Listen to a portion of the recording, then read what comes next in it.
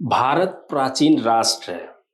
भारत के विचार हमेशा से संपूर्ण विश्व को एक इकाई मानने वाले रहे हैं। भारत कभी सैन्य आक्रामक राष्ट्र नहीं रहा है। संपूर्ण विश्व को उच्चतम विचार दृष्टि देने का काम भारत हमेशा से करता आया है। भारत ने विभिन्न राष्ट्रों के विचारों को राष्ट्रानुकूल बनाकर आत्मसात भी किया है।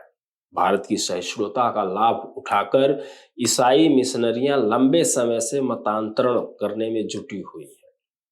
मतांतरण को ही धर्म परिवर्तन कहते हैं। मिशनरियों को काफी हद तक इस कुचक्र में सफलता भी मिली है।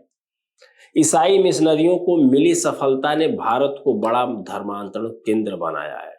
इससे उत्साहित होकर ही अनेक प्रकार के रंगों ढंगों तरीकों को अपनाते हुए मिशनरियों ने अपने मतांतरण कार्यक्रम तेजी से चलाए। भारत के अनेक गांवों में ईसाइयों की चंगाई सभाएं फैल गई। गली गली में ईसाई मिशनरियों ने अपने सेंट के नाम वाले विद्यालय चलाए। अनेक साधारण भारतीयों ने मिशनरियों के कुचक्र को न समझकर उनका साथ दिया। लालच और लोभ देकर ही भारत में मतांतरण की कार्यवाही के केंद्र खोले गए। धार्मिक पथिक आस्था के जाल फेंके गए। गांव और दूर दराज के जंगलों पहाड़ों के बीच रहने वाले सरल हृदय भारतीय गरीबों के लाखों परिवारों को मिशनरियों ने फंसाकर ईसाई बना दिया। पूर्व में वे मतांतरित व्यक्तियों को अंग्रेजी नाम देते रहे, लेकिन जब हिंदू संगठनों और सामाजिक संस्थाओं ने जन जागरण बढ़ाया, मिशनरियों पर दृष्टि डाली, तो वे छद्म नामों की पद्धति से हिंदू नामों का प्रयोग करने लगे। मिशनरियां सेवा के नाम पर, अस्पतालों के नाम पर, छुआछूत के नाम पर धर्मांतरण करने में सफल रही हैं। महात्मा गांधी ने हरिजन लेख में 7 फरवरी 1939 को लिखा था, या आप यदि यह मानते हैं कि अंधकार में भटक रहे लोगों को सच्ची धर्म कथा सुनाने वाले केवल आप ही प्रबोधक हैं, तो जहां तक मेरी मान्यता है कि हिंदुस्तान में आपका कोई स्थान नहीं है। ये लेख महात्मा गांधी ने ईसाई मिशनरियों के लिए लिखा था।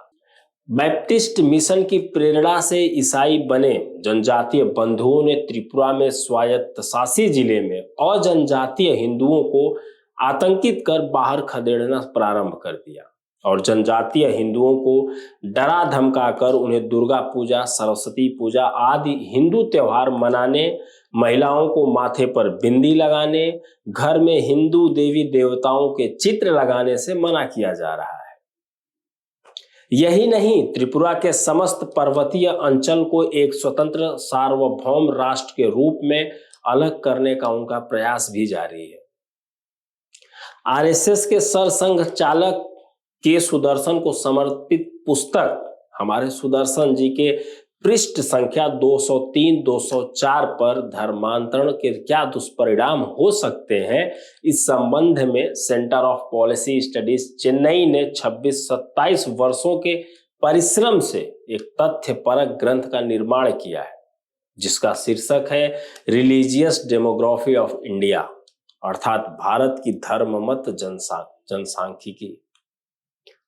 उसमें सन 1881 से लेकर जब देश की जनगणना पहली बार हुई 1991 तक के 110 वर्षों में धर्म मतों के अनुसार जनसंख्या में हुए आनुपातिक परिवर्तनों का अध्ययन किया गया है। हम सबको यह ज्ञान होना चाहिए कि जब कोई एक व्यक्ति मतांतरित होकर या धर्मांतरित होकर ईसाई या अन्य किसी पथिक आस्था में जाता है, तब वह केवल स्वयं नहीं जा रहा है, बल्कि मतांतरित व्यक्ति की आस्था भारत से समाप्त होकर दूसरे राष्ट्र की ओर हो जाती है।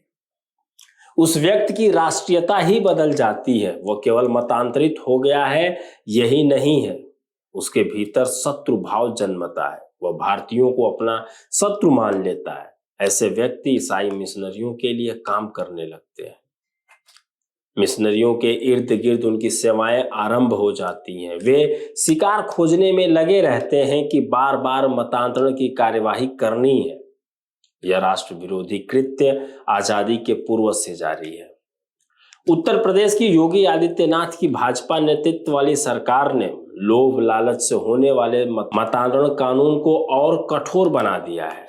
आशा की जा रही है कि इस कानून से मतांतरण रुकेगा राष्ट्र विरोधी शक्तियां परास्त होंगी। छल कपट अथवा बलपूर्वक कराए जा रहे धर्मांतरण पर आरोपी को उम्र कैद की सजा का प्रावधान भी किया गया है। पूर्व में अधिकतम सजा 10 वर्ष और जुर्माने की राशि निर्धारित थी। अब योगी सरकार ने विदेशी फंडिंग को भी कार्यवाही के लिए आधार माना है। विधेयक में शामिल किया गया है इस बात को। पिछले दिनों विधानसभा के मानसून सत्र में उत्तर प्रदेश विधि विरुद्ध धर्म संपरिवर्तन प्रतिषेध संशोधन विधेयक 2024 पेश किया गया। यानी कि संक्षिप्त में बोला जाए तो मतांतरण परिवर्तन अधिनियम 2024 पेश किया गया। विधेयक में लिखा है कि यदि कोई व्यक्ति जीवन की धमकी देकर अथवा संपत्ति के लिए हमला करता है, बल प्रयोग करता है, विवाह करने का वादा करता है अथवा षड्यंत्र करता है, प्रलोभन देकर किसी नाबालिग महिला या व्यक्ति की तस्करी करता है, तो आरोपित को कम से कम 20 वर्ष का कारावास या आजीवन कारावास की भी सजा जुर्माना सहित किए जाने का प्रावधान किया गया है। साथ ही संशोधन में यह भी है कि गंभीर अपराधों की तरह कोई व्यक्ति मतांतरण के मामलों की प्राथमिकी लिखा सकेगा। पूर्व में मतांतरित व्यक्ति के परिवार वाले या निकटतम रिश्तेदारों की ओर से ही शिकायत कर कार्यवाही की मांग का विषय था। उल्लेखनीय है कि वर्ष 2020 में उत्तर प्रदेश सरकार द्वारा विधि विरुद्ध धर्म संपरिवर्तन प्रतिषेध अध्यादेश लाया गया। विधानमंडल ने इसे स्वीकृत किया।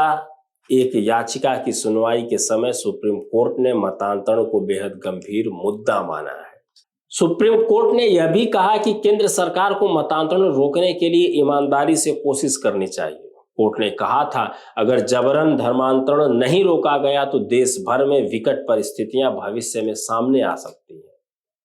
मतांतरण के मामले में या धर्मांतरण के मामले मध्य प्रदेश, छत्तीसगढ़, झारखंड, उड़ीसा, अरुणाचल प्रदेश, उत्तर प्रदेश, मणिपुर, असम तथा मेघालय सहित दक्षिण भारत आदि में अत्यधिक हैं, अधिक हैं, ज्यादा से ज्यादा हो रहे हैं। भारतीय संविधान के अनुच्छेद 25 में स्पष्ट रूप से यह उल्लेखित है कि लोगों को किसी भी धर्म का पालन करने, उसे मानने और उसका प्रचार करने की स्वतंत्रता है। धार्मिक समूहों को भी धार्मिक मामलों को नियंत्रित करने का अधिकार है, बशर्ते वे सार्वजनिक नैतिकता, स्वास्थ्य और व्यवस्था का पालन करें। ईसाई मिशनरियां व अन्य देश विरोधी संगठनों ने इस अनुच्छेद की आड़ में देश विरोधी अभियानों को चोरी छुपे चलाते रहते हैं। इसमें बुनियादी सवाल यह भी है कि जब इन मिशनरियों के लोग किसी गांव या जंगल में मतांतरण केंद्र चलाते हैं तो स्थानीय प्रशासन निगरानी क्यों नहीं करता है? क्या नियम कानून बनाने से ही ये मतांतरण और धर्मांतरण रुक सकता है या इस पे निगरानी करने से ये रुकेगा? ये तो देखने और समझने वाली बात है। देखना यह भी है कि सरकार किस तरीके से धर्म परिवर्तन, मत परिवर्तन के नियम कानून को कठोर करती है, मजबूत करती है और किस तरीके से इसको रोका जा सकता है।